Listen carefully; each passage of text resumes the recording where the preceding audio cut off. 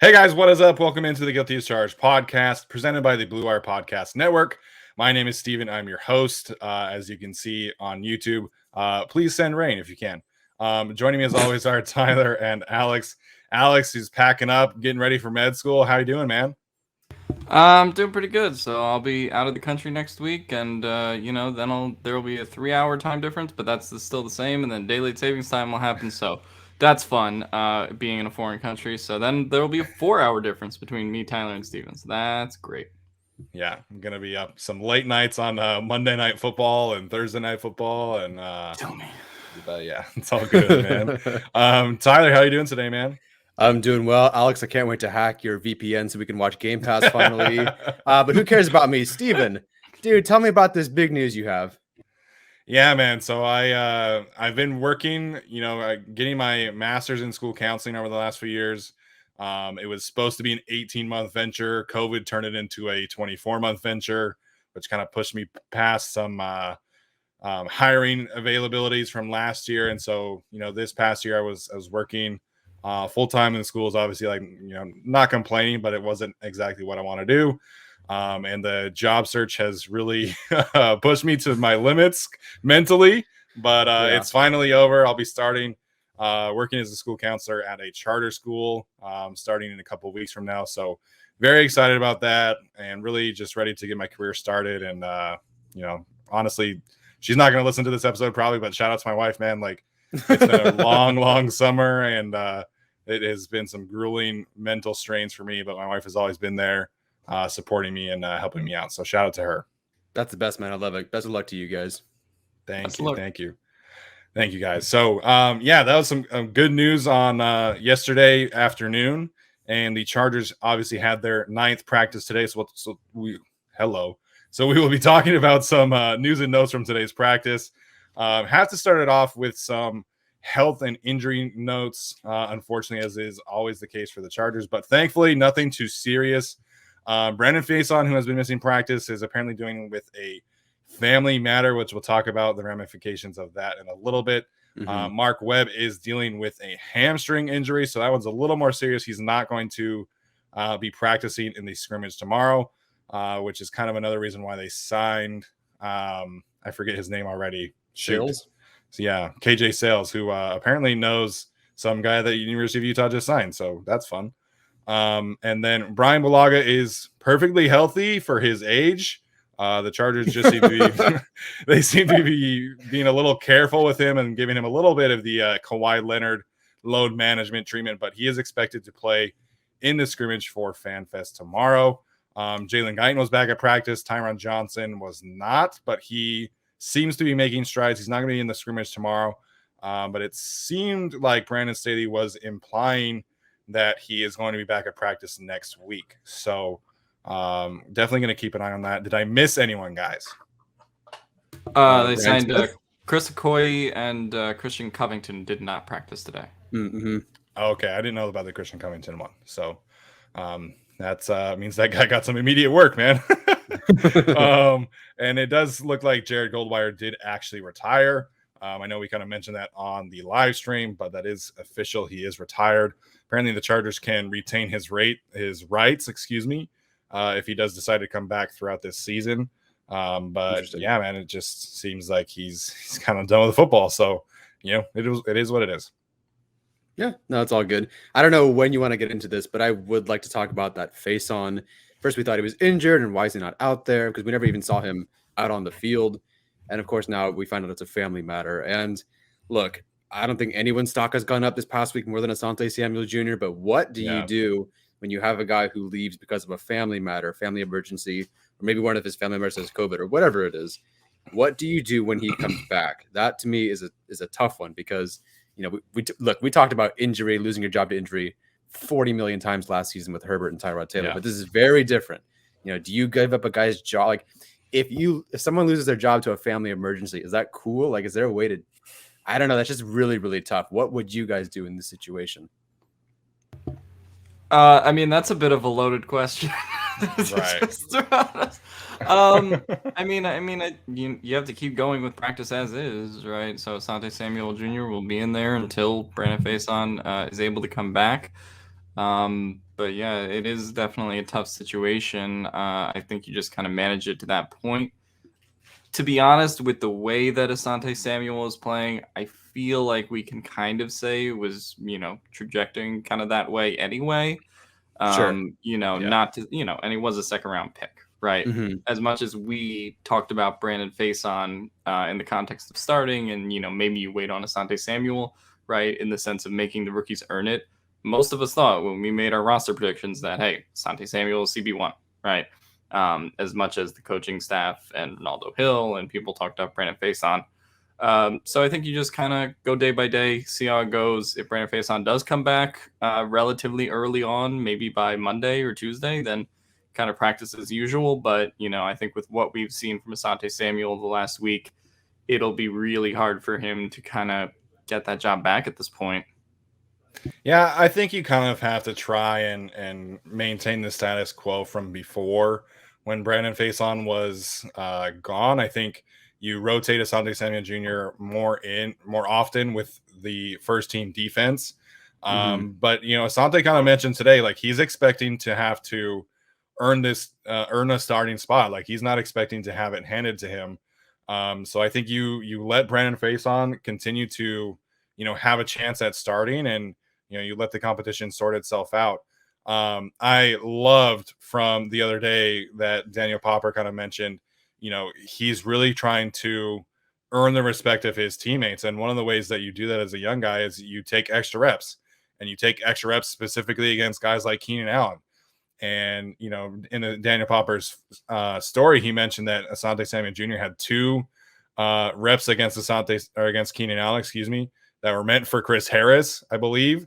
And Asante won one of those reps and did really, really well. And then Keenan Allen kind of beat him on a slant route. But as we saw from today, man, those routes from Keenan Allen are so crispy. But I love the fact that Asante Samuel Jr. is taking the initiative, taking those extra reps against one of the best route runners in the NFL, arguably the best player on the offense. And that's just going to pay big dividends for him in the season, and of course down the road in his career, especially as he gets to work against Keenan Allen every day in practice from here on out. No, that works for me. I mean, does not have an easy assignment, even though he's technically CB3, maybe CB4 on the roster. Yeah. Come, the Washington football team game and the Cowboys game and the Chiefs game, he's going to have quite a few assignments. Sorry, my dog's barking, so I'll let Alex talk. Oh, looks like Alex is there. We go. Go ahead, Alex. Oh, sorry. I was muted. Okay, we're a mess today. I think that, when it comes to Brandon Faison, just rotating in, when it comes to Chris Harris and Asante Samuel, right? Like, the fact that Asante Samuel Jr. took, 2 reps on Keenan Allen, like that is just, excellent to hear, right? That he has that attitude. But yeah, no, I do think it's a kind of blow to Faison that this is all kind of happening to him while he's out with a family matter, which is unfortunate. But yeah, I do think they kind of just have to plug and chug along because who knows how long he's going to be out. But yeah, but hopefully hope for the best for him, right? Yeah, absolutely. Hope everything's okay with his family, and that is the most important thing right now. The other thing that I wanted to talk about in terms of injuries and notes is Brian Bulaga, right? Like everybody's been kind of frustrated with him not practicing and things like that. He's fine. Like I think as long as he's able to stay healthy and playing games, like that's all that the Chargers can hope for right now. And Brandon Staley saw this up close and personal last year with the Rams and Andrew Whitworth, and they kind of did the same thing with Whitworth. Say that 5 times fast. In terms of load managing his reps throughout the week and in training camp, and giving him preseason games off and things like that. So they have a plan for Brian Bulaga, and we would love to see him getting these first team reps and showing what he's got against Joey Bosa and those guys. But I'm not super worried about him starting the season. I think he'll be fine. I do think ultimately he will play more games than he did last year. I mean, it's hard not to have that kind of recurring injuries that he had last year. But I think ultimately this is a good thing for Trey Pipkins and Storm Norton as well, right? Because those players are both kind of long-term projects who need more reps. And so resting Brian Bulaga keeps him fresh, keeps him healthy, and also gives Norton and Pipkins the opportunity to have some very valuable reps with the first team offense. Today, it was Norton who got the kind of nod, if you will, against the first team defense. He apparently looked okay. He got beat by Joey Bosa on one of the reps in the 2-minute drill. So that is, notable. But I think, all things are going smoothly according to their plan for Bulaga. And hopefully Norton and Pippins are kind of able to take advantage of those reps. Yeah, I don't think for really anything that losing to Joey Bosa on one rep is too bad, because he happens to beat a lot of people. As far as Brian Bulaga, that's just kind of going to be the thing. Is I know why fans are disappointed, but I think you do load manage, right? We talk about sports performance, right? And that's been a huge focus for this team. So if you have to sit Brian Bulaga, while this kind of stuff doesn't matter, right? Like there's no wins and losses being recorded, as much as continuity and all that stuff is important. We do have to kind of take a step back and I'd like to see him play in a preseason game, but it's a preseason game. So if he doesn't play, I'm not going to lose my marbles about it. And that's just kind of how I approach it. Like I said, I'm also fans of teams that are just perpetually injured forever. And that's just how it works. So for me, it's just, he plays when he plays. And sometimes, Joel Embiid just tears his ACL walking out of bed and then he'll play that day. I don't know. So with Brian Bulaga, I think you just kind of, monitor the situation. It wasn't that big of an injury. It was just, the hand kind of swelled up on him, right? Yeah. So to me, as long as it's not a hamstring, it's not a groin or something that, could linger and keep him out for an extended amount of time, I'm honestly not too concerned about it. Yeah, absolutely. It's funny that you mentioned, getting out of bed, because that literally happened to Zach Moss when he was at the University of Utah. In 2018, they started off the season pretty well. They were like 5-1. And then Zach Moss literally tore his meniscus getting out of bed, and the entire rest of the season went to shit. So had to laugh at that one. Steven shoehorning Utah into the show, episode 48. That's 2 mentions today already, baby. Let's go. Jesus Christ. Yeah. My gosh. I will say, as far as Bulaga is concerned, part of his issue last year was he was trying to force himself to come back in, and he did, and he got hurt again, and then I think he came back in, and then Jonathan Abrams slammed into his lower back and caused further issues. So, I totally get it. The way that they're practicing right now, the ones don't get a ton of reps anyway. They're rotating those guys out, keeping them fresh, making sure the goal is to get to week 1. And if we can get there, great. Then we'll try to be the best team possible. And yeah, it seems to be the case with Bulaga so far. So I don't mind them rotating with Norton or Pipkins. You said Norton had the advantage today, but was that at right tackle? Yeah, it was over at right Pipkins? tackle. Okay. So in previous practices, it had been Pipkins from what we had heard. Mhm. And I think on the Friday that I was there, Bulaga had that day off, and it was Pipkins working with the ones. That's a legitimate competition, right? And I think they could absolutely keep both of those players, right? And I think with a player like Brian Bulaga, it makes sense to keep that extra tackle depth if you want. It seems like the interior backup group is kind of taking shape with Brendan Hymas and Questenberry and St. Louis, Tyree St. Louis, that is. So kind of is, pick your poison, right? Like, do you want to keep that forward running back, or do you want that 10th offensive lineman? Do you want that 10th offensive lineman or 10th defensive lineman? The Chargers will have to figure that out. But, if you're talking about depth, like, you got to have some depth behind Brian Bulaga, who is one of your most frequently injured players on the roster. But it just kind of depends if they think they're able to keep Norton on the practice squad, or Pipkins on the practice squad, I guess, if they chose Norton. But it seems like everything's going pretty well from the offensive line standpoint. Talk to me about Hymas. I know you read what Popper's update was. What was the update on him? It sounded like he had a good day, yeah?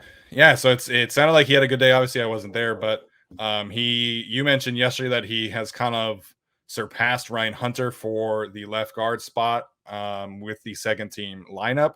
Brandon Staley had some good words of praise for him today. It does seem like they're kind of focused on him as a guard.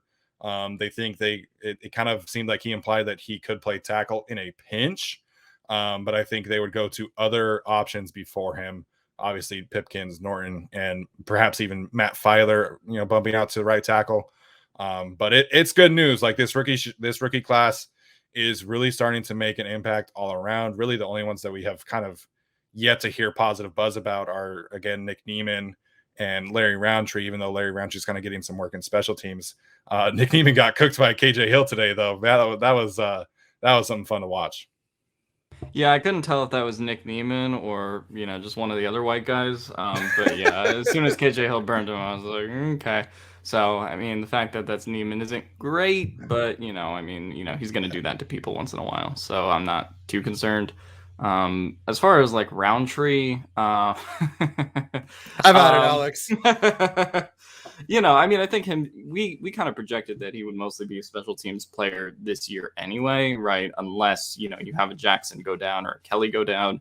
And I've been on the train that I do think they're going to keep 4 running backs. So having one just kind of rotate on special teams, I think, is the way to go for now. But the fact that you can even say, hey, we have 4 or 5 guys that are like instantly contributing out of the 9 we drafted, like that's not something a lot of teams can say. Especially if you're like the Texans and you had 3 picks and one of them was Davis Mills, who I don't know, but so that's just sort of how it is. So if you can get a lot of draft contributors in addition to the elite talent that the Chargers have kind of up front, then I think that that's sort of the way to go. And that's how Telesco at least nailed the draft for now.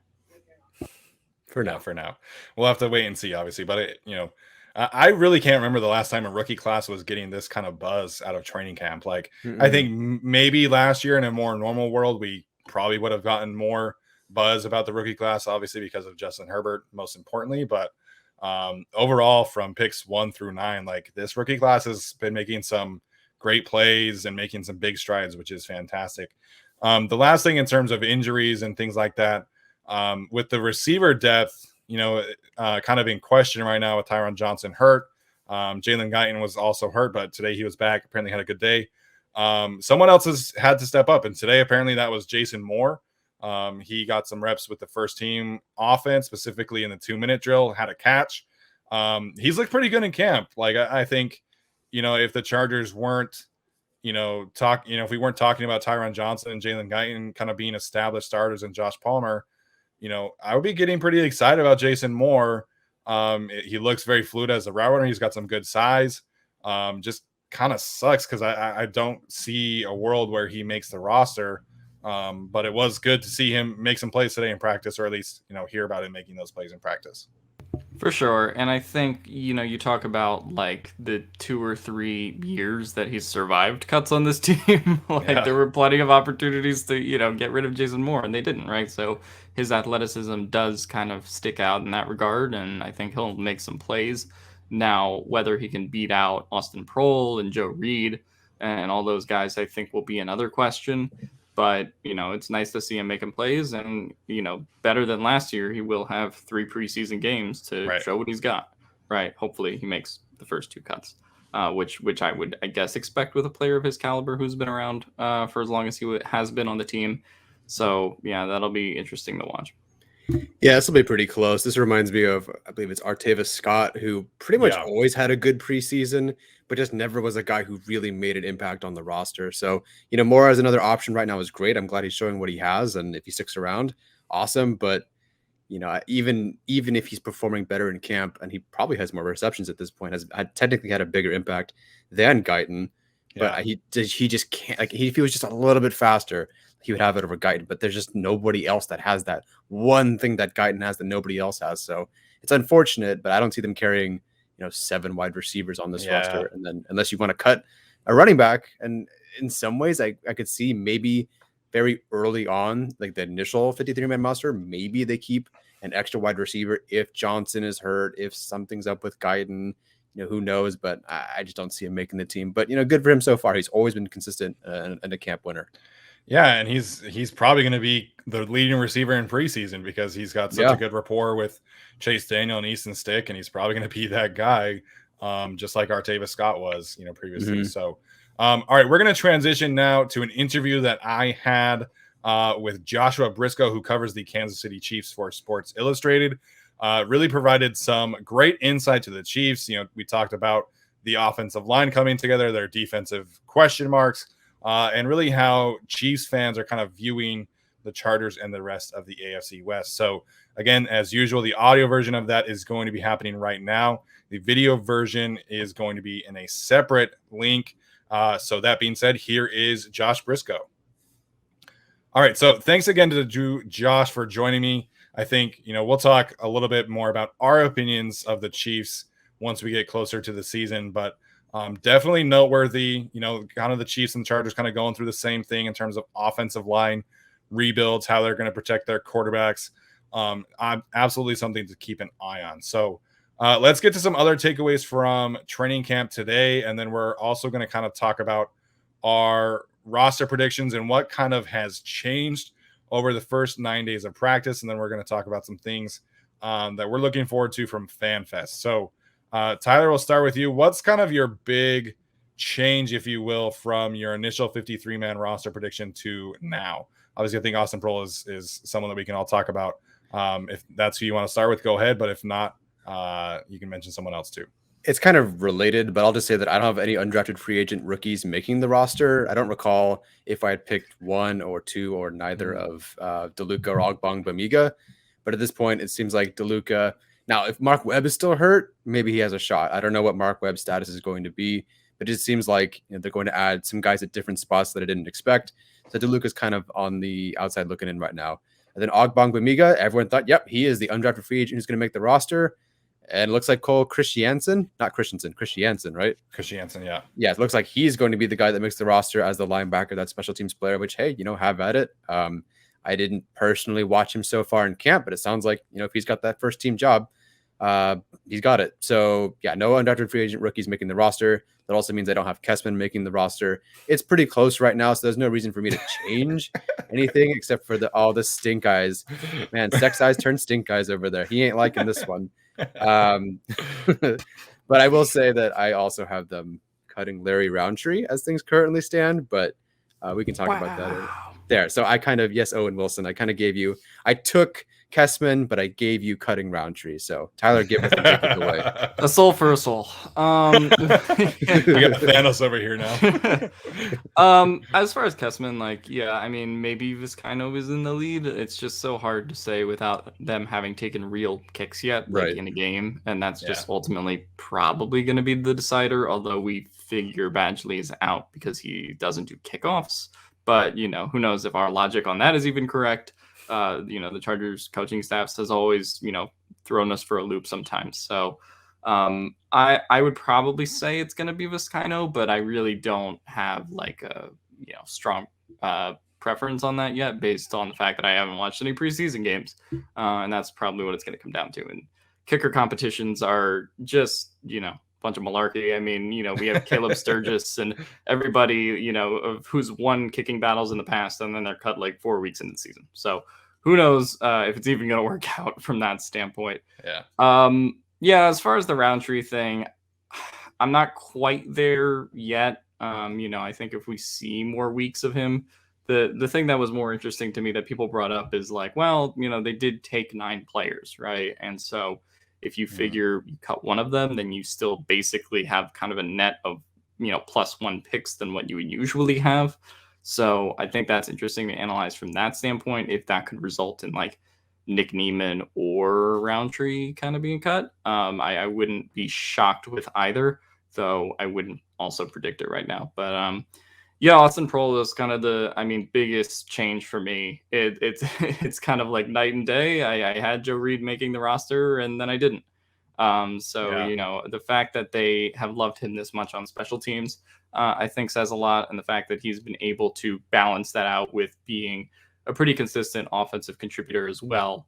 That's just, it's hard to see him not making the roster unless he just has a really bad, couple preseason games. But I think right now, to me, he's a lot for wide receiver 6. As much as we can talk about Jason Moore, Joe Reed kind of occasionally getting in the picture, just feels like Austin Proehl's just been kind of consistently there. Yeah, and I also learned the other day that Austin Proehl's brother is also in the league, which I did not know. I just assumed that Austin, for whatever reason, I didn't think that the brother who was liking all of Tyler's tweets was also in the NFL. Also an undrafted free agent, except I believe he's from Eastern Carolina, I think. But yeah, that's potentially a very stressful few weeks for the Prohl family coming up. Obviously, Prohl is the one player that I think has changed the most. I think, KJ Hill could still maybe eke out a win there if he's able to kind of show out in the preseason games. Obviously, have more plays like he did today. But it just seems like Prohl is kind of taking that next step. I think the biggest change for me has been Steven Anderson. And I think obviously we interviewed him, but with the way that they are using him at practices as kind of an H-back, tight end, fullback hybrid, we always kind of assumed that, there wasn't room for that fourth tight end, because McKitty was going to be the blocker and because of Gabe Neighbors, but it seems like they have a plan for all of them. And if Steven Anderson is kind of able to fill all of those roles and do so effectively, then that kind of, gives him an edge over someone like an Eamon Ogbongbemiga. Dang it, I butchered it that time. It's so hard to get that right every single time anymore. Now it's you. You only got like 3 more weeks of it apparently, so I know. But yeah, I do think that Steven Anderson's improvement as a blocker is something that could give him an edge, especially if he's able to kind of convert that over to special teams, because he acknowledged with us, like, I needed it to be better on special teams. He was pretty bad last year. So he's rotating with the first team special teams unit. He's improving as a blocker. He's making some plays as a pass catcher. So I think Steven Anderson is going to make this roster. Again, we'll have to see how that pans out. If he's able to have some really good games in the preseason, that will obviously help him even more. But right now, I think Steven Anderson can be penciled in as that fourth tight end and someone on the final roster. I was incredibly nervous when we interviewed Steven Anderson because I thought we were going to curse him, but it seems like maybe we've done the opposite. We blessed him. I don't want to speak too soon though on that. So, but honestly, we did the 53-man roster prediction episode, and I was just like, yeah, cut Anderson because that is what makes numbers sense. But then Tyler brought up the kind of Green Bay mesh thing and the fact that, they sort of run these packages that, hey, like that might be perfect for Anderson. And so while I did cut him, I didn't really feel confident about it at the time. I was just like, well, this makes sense, but I don't know. And so I think that's going to be the interesting thing to watch. But right now it feels like 4 tight ends is kind of a certainty. And then that gets down to, do you think 4 running backs or 4 tight ends is more of a certainty? Because I don't think they do both, but they could, because they've done some surprising things in the past. And maybe they only keep 9 offensive linemen. They did keep 10, I think, at the start of last year because of St. Louis and Trey Turner being injured. So that's going to be interesting to watch. But it's really tough to like make a cut there. And that's why, sometimes I do think they'll keep all 4 running backs, but then I'm like, well, maybe they could cut Rountree or cut Kelly here because that sort of frees up like, hey, keeping Anderson, or hey, keeping an extra cornerback. So there you go. I'm on Tyler's wavelength. I don't know if I completely agree with him yet. But I think we're getting to the point where it's just like some tough roster decisions are going to have to be made. And if I am picking one, I probably prefer Anderson over one of those 2 backs. Yeah, no, I agree with you. I'm surprised because if I'm being completely honest, if you ask, like, I don't want to say Anderson, he has the trait that can't be replaced in that yards after a catch, but then there's like 3 other things that tight end needs to be able to do that you could replace it, like with McKitty or with Parm or something like that, a blocker, an H-back or whatever. So I thought that while he has that one super desirable trait, I don't know if that's enough for a roster spot. So I was so surprised, especially considering that he wasn't great on special teams and he wasn't a great blocker as is, that he's in the backfield blocking and that he is playing still with the first team special teams unit. And so I'm excited to see, what they do with him. And I would keep him on the roster. He's just too valuable at this point. I don't know, maybe McKitty, and I should probably start watching him a little bit more, but I don't see a guy who has, that many roles or as many roles as Steven Anderson has. So right now he's kind of irreplaceable. He's the guy that just kind of does whatever, sort of that jack of all trades thing. And, we have yet to even really see them involve him in that yards after catch sort of thing. Maybe a couple of like deep crosses here and there. There's a not shallow crosser. There's like a flat or something like that. But yeah, I'd be interested to see what he does. And I'm actually curious how involved he's going to be in as a fullback or as that blocking in the backfield tight end, because so much of if they go lead in an outside zone, if they need a fullback for outside zone, so much of the offense relies on that fullback. And so if you can provide blocking there, but also eke out of the backfield as some sort of receiving option, which, Brian Dable did an excellent job with H-backs. And it's part of the reason I wanted him is because he was so good with his tight ends coming out of the backfield. It was so hard to determine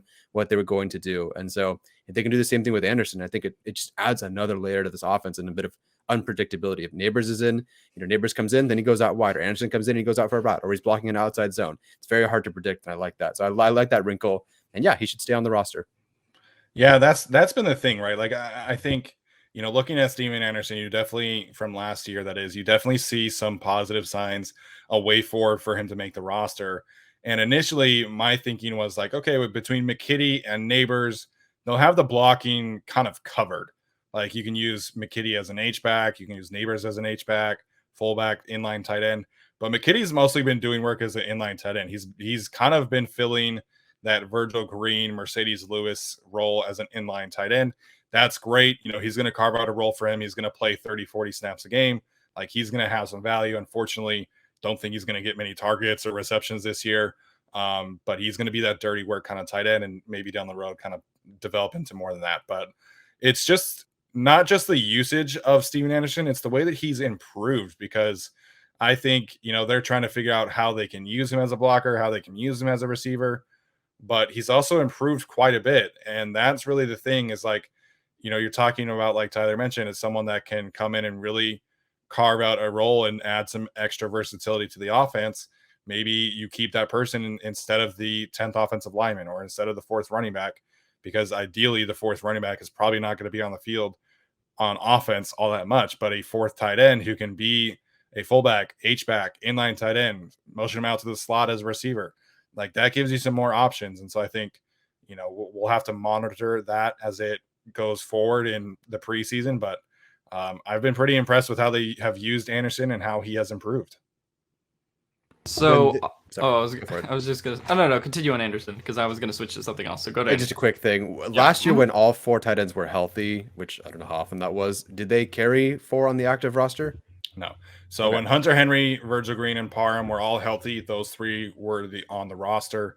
Steven Anderson was initially cut and moved to the practice squad. And then when Virgil Green was injured, then they brought Anderson up from the practice squad. Interesting. So it seemed like they tried to keep 3 on the roster throughout. And then I think when Henry had COVID, I think Matt Sokol was on the active roster, if I'm not mistaken. I don't think he played much, but I think he was elevated to the active roster. But I'll have to check into that. I had a mind fart, and I was like, was Sean Culkin on the team last year? And I was just like going through those years of Chargers tight ends. But no, he was that one that got cut and then was like, what the fuck, man? No. That was Vollert. The Vollert was that guy, I think. Andrew Vollert? Was it mixing up our white tight ends? I think it was Vollert was like that. I think Culkin tore something. I don't remember. That's like Hard Knocks is a fever dream at this point. I don't remember. It really was. Feels like ages ago, man. My biggest change, I was actually going to say, was probably the linebackers. And Tyler kind of brought this up when we talked a little bit about Drew Tranquil, I think, on a live stream or the show. But it's just like, well, I sort of thought, okay, it's going to be Murray, White, and Tranquil, right? And we sort of thought, okay, Ogbongbemiga maybe is that guy that makes that leap. I didn't think much of Cole Christiansen. And I thought Nick Niemann would kind of be like that playable guy too. But Drew Tranquil, you guys can correct me if I'm wrong, but he's kind of mostly been playing special teams. Has that been the case with him? I feel like this week he's was been a more little with bit more the next to week. with the ones. Yeah, I think White's kind of stepped back just a right. bit. So that's going to be interesting. But from where it started, that was certainly different than what I expected. The Kaiser White kind of breakout that we saw, we all thought was coming. That maybe now that's not happening. Who knows if that's kind of the trajectory, but it's definitely played differently than I thought, because really only Kenneth Murray is the guy that I feel confident in saying like, okay, that guy's going to get, those, starter reps, like, because he needs to, right? He was a 1st-round pick. And he's going to kind of play that free role that we've talked about now that he doesn't have to call plays anymore. But yeah, so I do think how it all shifts with Tranquil and White, Cole Christiansen, does Ogbongbemiga make a late push? Like, I do think that's much more cloudy than my initial interpretation of the situation was. Yeah, so it definitely seemed like last week was more of a Kaiser White week, and then this week it's kind of shifted to more towards Drew Tranquil's favor. And Brandon Staley on Wednesday, I believe, said that he views Murray and Tranquil as kind of like the two dudes, and then they think White is kind of the supplementary linebacker, and that's fine. I think Kaiser is going to have a role. I think he'll play 30, 40 snaps a game, and Tranquil will kind of rotate, and the Murray will come off the field probably in dime packages, it looks like. But it does look like Murray's probably entrenched into like a 90% of snaps kind of role. Obviously, if he's able to stay healthy. And that dude is such a specimen. Like the picture they posted yesterday, just like boulders for shoulders. And then he's also got an 8-pack. Like Kenneth Murray is insane. But yeah, so it definitely seems like those three are kind of entrenched into the roles. I guess my question here, because it seems like we haven't really heard much about Rountree. We haven't heard really much about Nick Niemann. Which of those two players do you think is more in danger of getting cut? I think Tyler obviously chose Rountree, but Alex, I'll kind of start with you here. If you had to kind of guess today, Rountree or Niemann, which of the 6th-round picks is more in danger of getting cut? I'll say Rountree is probably in more danger just because, like Tyler said, the math of the roster is just a lot easier when you keep 3 backs. The risk of cutting Rountree, of course, is right. If you cut him and some of their team claims him on waivers, right, then that kind of gets dicey. But I think it's kind of a certainty at this point that one of those two will get cut between Rountree and Niemann, which is kind of unfortunate, but it is also like, well, they were, when you consider the fact that the Chargers had multiple picks in the 4th and 6th round, the 3rd round and the 6th round, that was just kind of being like, all right, well, they may take 7 or 8 of those 9 guys. If I had to bet, I would say Rountree, just because it's probably easier to put him on the practice squad. I feel like there's going to be a lot of defensive bodies that'll be needed, right, once guys start going down. Plus, Staley's kind of been more of a depth on defense guy anyway, so I think that'll be interesting to watch, but I just have a hard time believing they'll cut Niemann because I think he will ultimately be a little bit more impactful on special teams, despite the fact that we have heard that Rountree's kind of been rotating in there a little bit. But yeah, no, I do think one of those two will be cut. Yeah, no, I don't think definitely if I'm picking him, Rountree is the one I would cut over Niemann. Niemann is just like, unfortunately, and I truly believe, not that this is my fault, but in general, I think, yeah, whatever. What I'm saying is, I don't think anyone's really been paying attention to him, and I think everyone's kind of got their eyes on, where's Samuel Jr. rotating, how's Mark Webb looking? When they throw the ball, you get to see Mark Webb knock the pass down. Whereas Niemann, like, they're not really live, they're not really tackling. You don't really get a chance to see what Niemann can do, and in that sideline angle is just really tough to watch what Niemann's doing. At some point, it just becomes a jumbled mess. So I do think, I think yesterday he had a sack on Easton Stick, which whatever. But it's very hard to chase down Easton Stick. Like, Easton Stick is very athletic. Niemann is very athletic too, and he chased him down for a sack. And I do think that means something. So, and I'm not cutting Nick Niemann. I think he's pretty safe. And I guess Jackson isn't super like Justin Jackson isn't super healthy regularly. Eckler has injury concerns. Kelly's kind of new. But I do think I'm more concerned about the injuries of Kaiser White and Drew Tranquil. I do think, like, if I'm betting on which group suffers an injury first, it's probably the linebackers. So I would like to keep a guy like Niemann. And then again, like, Ogbongbemiga just he's not a coverage linebacker. And I don't think Chris Jensen's anything more than a special teams guy. Whereas I think you want to keep Niemann around because of those traits, because of what he can do. You want to develop him. Whereas, like, I think, like Rountree or even Kelly are kind of dime a dozen. Like, you can just re-sign. He's not available, but you could re-sign Kalen Ballage. I don't think it's going to be a big difference anyway. Yeah. Not that I guess Niemann is irreplaceable either, but I would still hold on to Niemann. Just so you know, Kalen Ballage is on the Steelers. Yeah. I said, I know he's not available. Well, he probably will get cut, but I know. So the only thing I was going to say is the fact that Mark Webb's injured. We don't know how serious that is. Mm-hmm. But if they do feel like, hey, we have enough safeties and we have enough bodies, and here's Jaleel Adai's cousin, I guess, that's a situation where if he's out long enough, I don't think it's crazy just because he was the last pick. So then it kind of goes into a Niemann Rountree Webb debate, but I don't know. Yeah, I think from a roster standpoint, it's definitely easier to find running back depth out there. Like you could sign Frank Gore for all I care, and you're probably, getting the same kind of I'm production down. from that running back four, which is just kind of sad to say. But I'm a big fan of Rountree as an individual, but from a roster standpoint, it's so much easier to find a replacement running back than it is a replacement linebacker.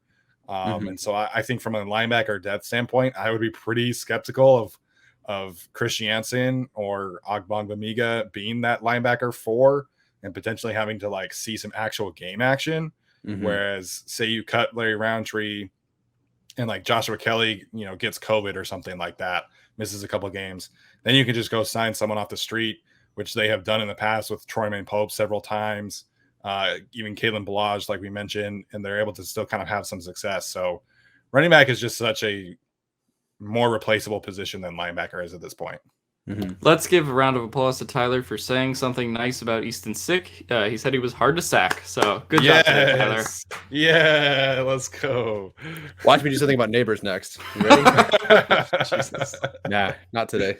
We'll get there with neighbors, man. We'll get there. Speaking of quarterbacks, though, I don't think we've heard anything about KJ Costello, have we? No, I just said he was big. That's about it. He was signed and he's tall. Awesome. He's the undrafted version of Joe Flacco. Yeah, I guess so. All right, guys. I don't think he's taking like reps. Like when I saw him the last two practices, that one play that Drew Tranquil had like that diving pass breakup, it was just in like position drills. KJ Costello is the one who threw that ball. Was it a bad ball? It was fine. Like it was a good play by Tranquil, but it was not like a great throw either.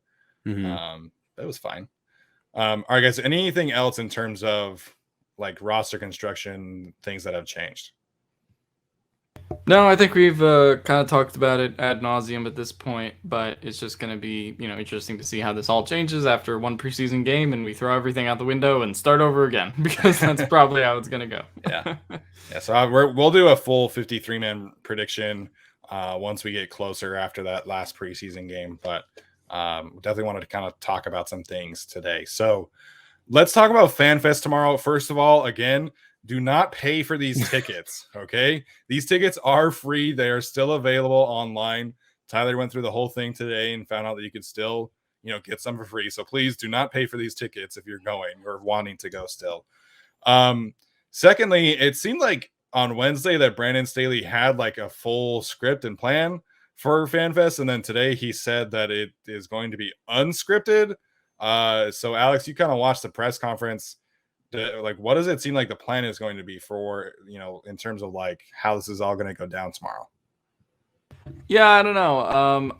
I don't know what the plan is. It just seems like maybe they were scripted and just try to improvise with some guys to see what every guy has when, they're not, given a script or given some plays to run.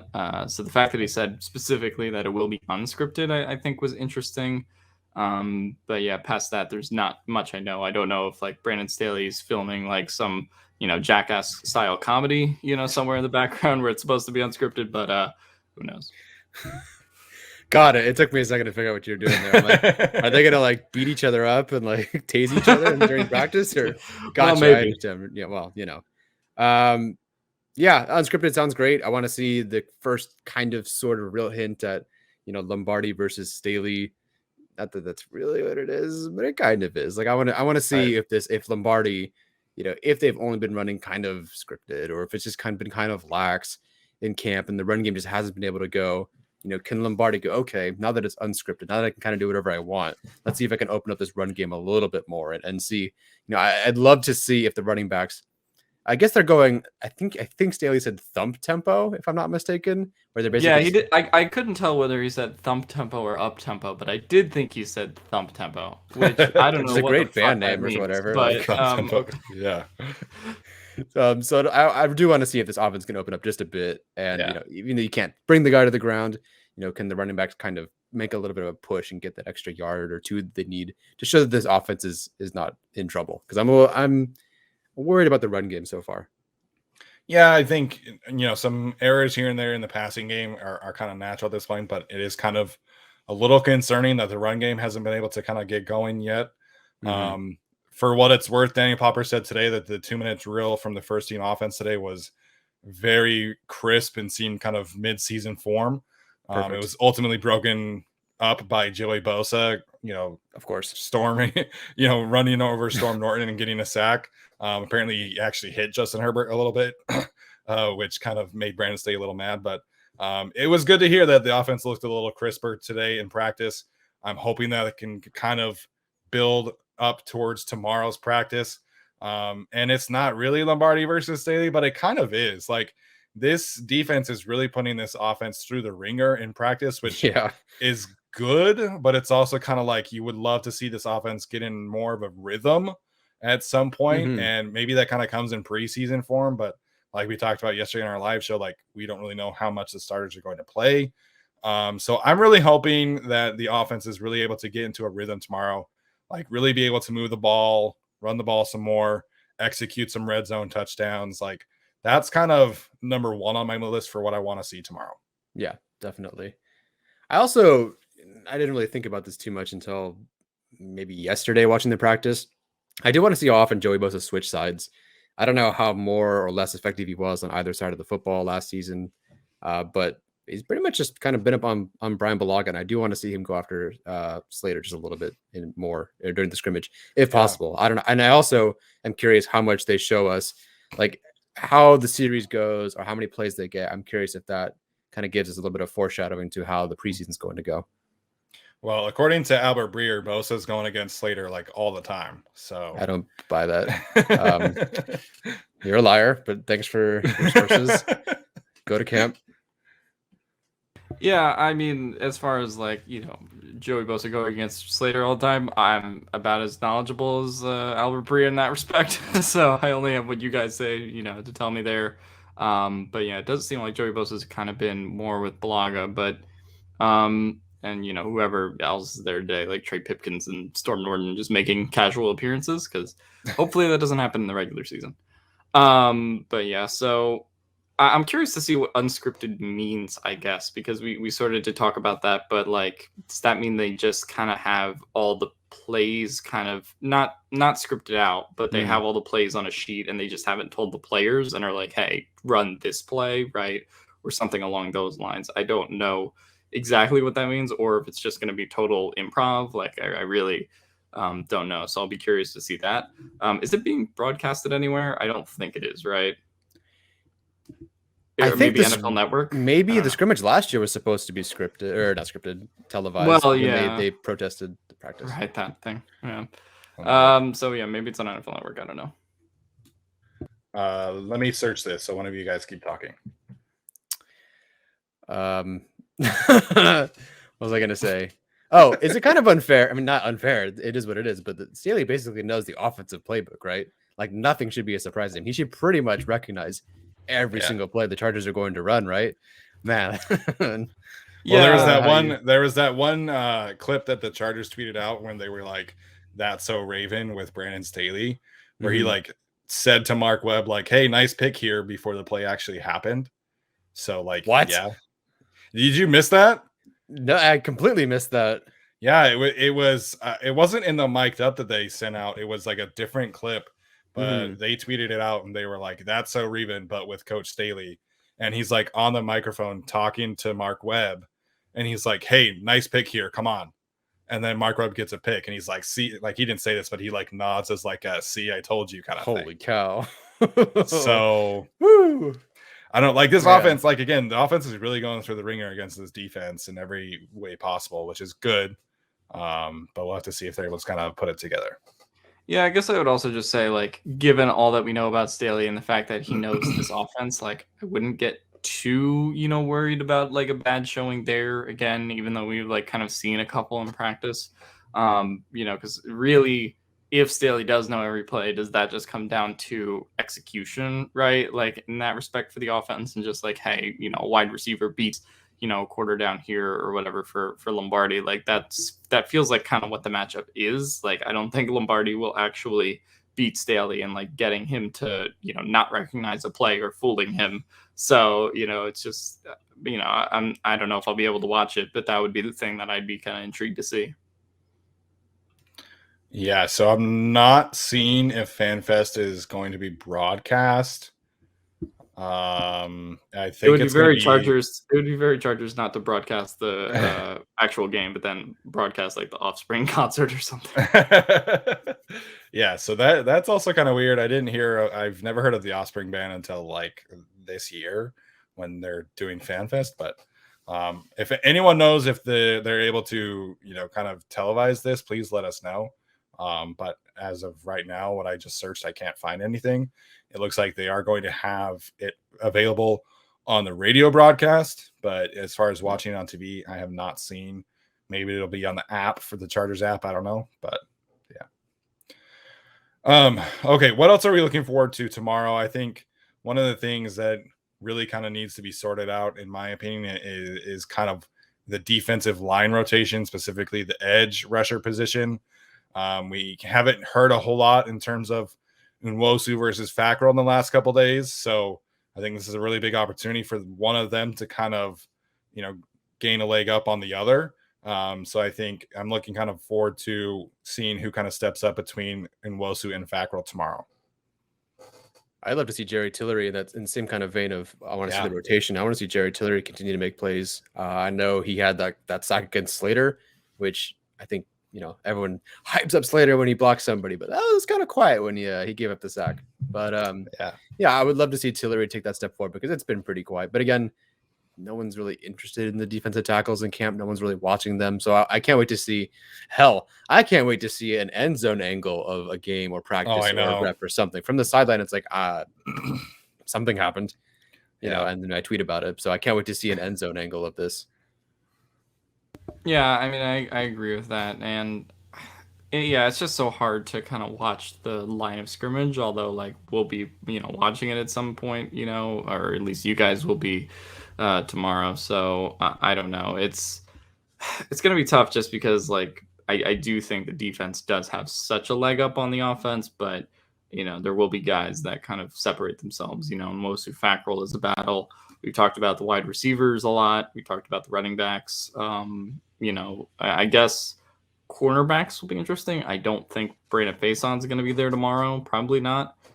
So they said no. I think Popper said no. No. Mm-hmm. Okay. So then, that'll be Asante Samuel Jr.'s real, first chance to, kind of take the job for better or worse. So I think that's kind of going to be interesting to see how he holds up if he does have to go against Keenan Allen or some of those other guys at the scrimmage.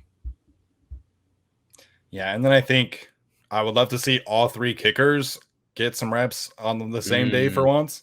It's kind of been, Badgley and Vizcaino or Badgley and Kessman or Kessman and Vizcaino. It's never been all three.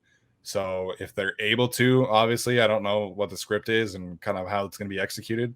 But I think if we could all see the three of them kick each at the same day, I think that would help put our minds at ease a little bit in terms of maybe who has the leg up in that competition. I guess following that, then I want to see who the kick returners are going to be, because I know you referenced that Nasir Adderley was taking reps there. I just happened to not see it. And when I was there, when they used the machine to do kickoffs, it was just Prohl and Hill. So I'd love to see if I don't know if they'll try a live kickoff necessarily, but hopefully they try. I mean, they had the whole field to go for it. Yeah. I want to see Badgley's leg, because he's hitting his kicks from 50s. Like, some people are saying it's kind of low. To me, it looks like he's hitting them. Like, the distance is no problem. And granted, you have to go much further for your kickoff, but I don't know. Like, his leg looks better than I thought it'd be. I honestly think his leg looks stronger than it was last year. So I'd like to see if that carries to kickoffs or not. Yeah, for me, I don't know if it's ever been like a strength thing with Badgley. Like, we know he's had a strong leg, he has the longest field goal in franchise history. But I do think it's going to be interesting because they have shown him, like, on the broadcast at times just like kicking at the wrong angle, right? Or like his leg kind of comes in too fast and stuff like that. So I think it may have just been more of a technical thing than it is a strength thing, because we've always known he's been able to kind of boot the ball. So if he has fixed his form, that does change the kicking battle despite the kickoff thing, just because it's like, it's make or miss, right? So I do think if he can at least be an 80% kicker in the preseason and then some of these scrimmages, that would do well for his chances to make the team. So hopefully he has fixed that form for his chances to make the roster, but I don't know. yeah, it just goes back to like they're not doing kickoffs tomorrow, and I don't know how they feel about the kickoffs when when Ronaldo Hill did make that statement. Darius Swinton, you mean? Oh god, I'm a racist. Anyway, yes. I'm gonna say it. I knew you were gonna say it. Sorry, I got the two black guys. But anyway, Darius Swinton, yeah, that was his comment. Yeah, God, good. I really No made worries, it dude. to this one. No, you're fine, man. Mixing up names happens. It's all good. But yeah, in terms of the kick returner battle, we always end our podcast like this, man. Always with a mess up or something like this. But yeah, in terms of the kick returner, like we've heard that Adderley and Reed, as well as Larry Rountree, have been receiving some reps back there. It has mostly been Prohl or KJ Hill. But Darius Swinton did say this week that Reed's someone that they're, kind of moving around in terms of special teams and seeing where else he can make an impact, which, is great, trying to figure out if he can. Yeah, I don't know. That could be Coach Speak, but I hope it's not.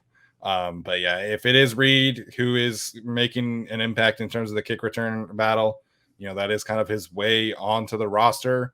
So hopefully they do actually have some real kickoffs and real kick returns, because I think that is absolutely something that needs to be sorted out. Yep. I'm not going to say anything else today because I don't want to butcher anything else. Anything else? Nope. No, I think we're good. So Asians all look alike. Anything you got there, Alex? No, Stephen A. Smith's the bag. That's not mine. It's Stephen A. Smith and some Italian soccer league, which did something really racist too. Oh, I missed that one. Yeah, I know. Okay, I know what you're talking about. Yeah, the Juventus. Yeah, the Juventus. There was like a Juventus thing, and they like did this thing, and we're like, oh well, no, we got a screenshot of you doing it. Yes. Oh god. Oh man, I was showing what other people were doing. I was not doing it. Okay, goodness sake, man, that one's gonna be edited out. Oh my gosh, what a mess. I'm gonna do my Valley Girl impression for y'all white people. All right, let's end this thing. All right, you guys. All right, if you made it so far to the end of this show, man, thank you. Please let us know what you think in terms of the other things, the non-racial things. But yeah, this has been a fun episode today. Hopefully you enjoyed that interview with Josh Briscoe. We've got some fun other interviews planned for the next coming days. Hopefully a certain Chargers player is going to be making an appearance on our channel. I'm not going to specify because I think, I don't want to spoil it for us or you guys, but hopefully he's able to make it work. So those are all coming, as well as some potential interviews with a Broncos writer, as well as a Raiders writer. So some good information on the Chargers division rivals, and stay tuned for those. And thank you for what now? What now? I can't wait to get the screenshot of you, dude. I can't wait. Oh man, you have to clarify though that it wasn't me. I was saying what happened, man. It was you. All right, whatever. That's gonna do it for us today, guys. Bye.